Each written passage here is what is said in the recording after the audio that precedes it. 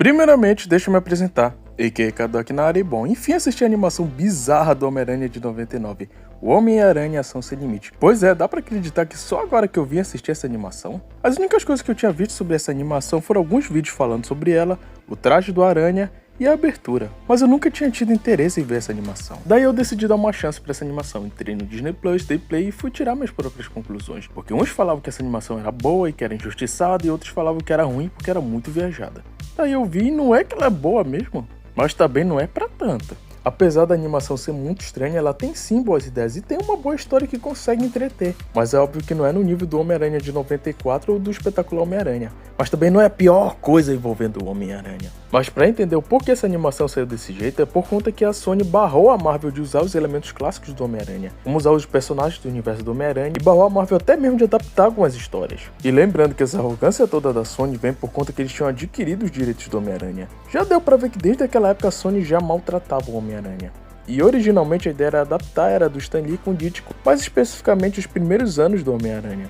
Mas devido à chatice da Sony, essa ideia foi descartada. E teve até uma ideia de colocar o Peter Parker viajando para outro universo onde o tio Ben não morreu. Por conta disso, o Peter dessa terra seria arrogante, ele não teria aprendido a lição de que com grandes poderes vem grandes responsabilidades. E provavelmente a gente teria um confronto entre o Peter Parker do bem e o Peter Parker do mal. Mas essa ideia foi jogada no lixo por conta da saga do clone, que tinha sido a maior polêmica. E para evitar esse estresse que rolou nas HQs, os produtores optaram por não usar dois Homens-Aranha na animação. Daí veio a terceira ideia, que era adaptar o Homem-Aranha de 2099, que também foi mais uma ideia jogada no lixo, porque nessa época tava rolando a animação do Batman do futuro. E para evitar problemas, já queria ter os dois grandes personagens das duas editoras se passando no futuro, decidiram mudar de ideia. E algumas dessas ideias foram reaproveitadas nessa animação, como por exemplo o próprio traje do Homem-Aranha, que é inspirado no do Miguel, que sinceramente eu acho esse traje muito lindo e muito icônico. E isso é muito bom, porque quando tu bate o olho nesse traje, tu já sabe de qual mídia vem esse Homem-Aranha. E é um dos pontos positivos da animação. E aqui dá pra relevar o traje ser tecnológico, porque o Homem-Aranha tá num futuro alternativo,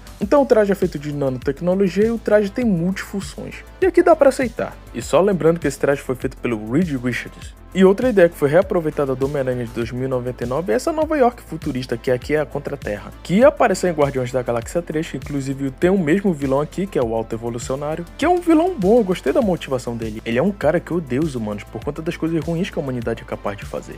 E cansado de ver as atrocidades cometidas pela humanidade, ele decide criar novos seres chamados de Bestiais, que são superiores aos humanos. Enquanto os Bestiais são privilegiados de viver no topo da cidade com os melhores recursos, a humanidade vive abaixo em situações precárias, sendo tratados como marginais ou até mesmo como seres insignificantes. E essa é uma ideia muito boa e muito bem explorada na animação. E dando uma rápida resumida sobre o desenho, a história é a seguinte: o Coronel John Jameson vai parar na Contra-Terra e 6 meses depois o Homem-Aranha vai resgatar ele. E daí a gente acompanha as aventuras do Homem-Aranha na Contra-Terra. E agora eu vou falar sobre os vilões /anti-heróis, porque alguns vilões aqui são anti-heróis. Como por exemplo o Abutre, que não é um vilão, é um anti-herói aqui. Ele era um bestial que na infância tocava o terror com os humanos, até que nessa brincadeira ele quase mata o melhor amigo dele. Daí o Abutre fica com aquele remorso, com aquele peso na consciência e decide ajudar os humanos. O próprio Duende Verde aqui também é um anti-herói. E por que eles são anti-herói? Por conta dos métodos dele, que são muito questionáveis. E por falar aí nos vilões também, a gente tem o Venom e o Carnificina, que aqui são super amigos, completamente diferentes das HQs e de outras mídias, que eles são rivais. E por falar no visual do Carnificina, eu acho muito animal esse Carnificina. Esses ossos em volta do corpo dele, cara, é animal demais. A gente tem um Kraven aqui que, é a cara do The Rock. E agora falando sobre o Homem-Aranha, até que essa versão dele é boa, é bastante carismática. Eu gosto muito do primeiro episódio, quando ele vai salvar algumas pessoas, mesmo a população odiando ele, tratando ele mal. Mesmo com toda a ingratidão da população de Nova York, ele continua ajudando as pessoas. Eu só acho que essa trama dele de querer ir embora da Contra-Terra começa a ficar chata, porque numa hora ele quer voltar pra Terra, pra Mary Jane, aí acontece alguma coisa, ele tem que resolver, aí ele acaba se apegando com as pessoas da Contra-Terra e decide ficar. Aí fica nesse vai e vem e começa a enjoar. O cara não se decide, o maluco passa tanto tempo na Contra-Terra que ele começa a sentir atração pela doutora Naoko Yamada, que aqui é a ex-esposa do Duende Verde. Ela deixa o Peter ficar na casa dela e com o tempo ele começa a achar ela parecida com a Mary Jane. O maluco tava tão na seca que o maluco ia dentro da mãe solteira. Isso só me lembrou aquele meme do Homem-Aranha com a She-Venom sobre mãe solteira.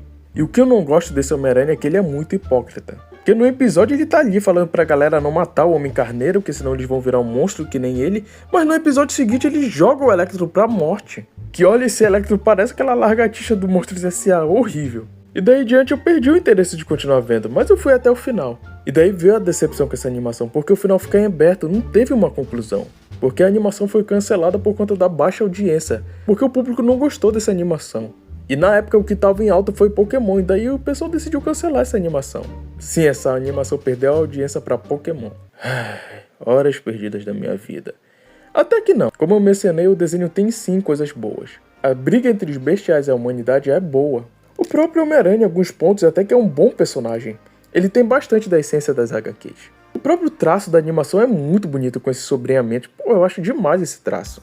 A trilha sonora nos 90, sem falar na abertura que é icônica. A própria trama que é sombria em alguns momentos. Como os bestiais que são maltratados e explorados por serem deformados, assim como o Rocket era maltratado em Guardiões da Galáxia. Dá pra ver que a animação tem sim coisas boas, mas são simples. E o contexto do Homem-Aranha com esses animais falantes é muito estranho. Parece até que o Homem-Aranha tá fazendo um crossover com as Tartarugas Ninja ou com Thundercats. E eu até entendo as pessoas que não gostaram dessa animação, porque ela é realmente muito estranha, é muito aleatório toda essa ideia. Mas é esse diferencial que é um dos charmes dessa animação. E se tu tiver curiosidade, vai lá assistir o desenho. Ou não, né? Porque já tá ciente que essa animação não tem uma conclusão. Fica até o critério. Mas com certeza não é a pior coisa envolvendo o Homem-Aranha, tem coisa bem pior. Mas era isso, eu vou ficando por aqui. Deixa o seu like, se inscreva no canal, ative as notificações e fui!